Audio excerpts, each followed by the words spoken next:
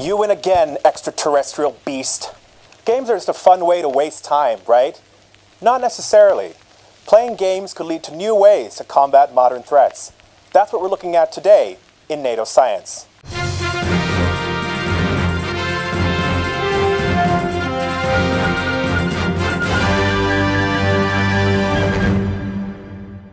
Around the world, people spend billions of hours a week playing games.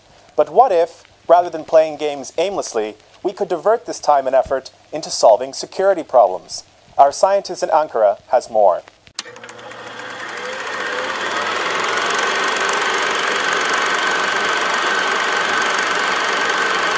I always remember a military trainer telling me, I have students playing Fortnite and I'm trying to teach them using PowerPoint. We use games at NATO to play through different scenarios.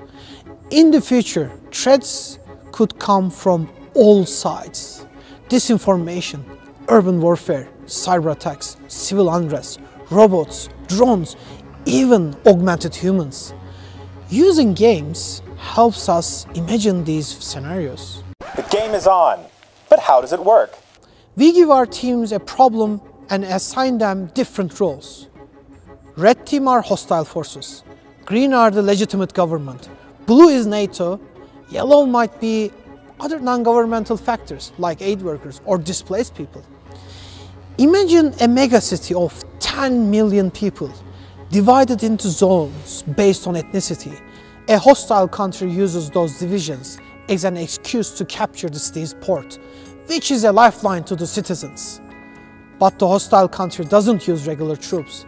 They use unmarked paramilitary forces. Whatever methods NATO might use to stabilize that crisis, cyber, information, or kinetic, will have consequences for the population.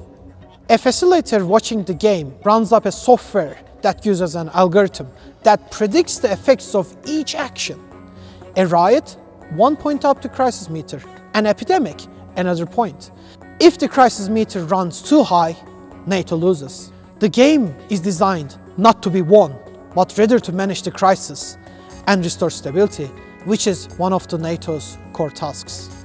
But the game isn't the interesting part. It is the people who are playing. Where the science comes in is that we observe cognitive reactions. Although NATO is a consensus-based organization, we want argument. It is what we call matrix gaming. NATO needs people asking questions they haven't asked before, because these might be the questions that we need to answer to keep peace and security in the future.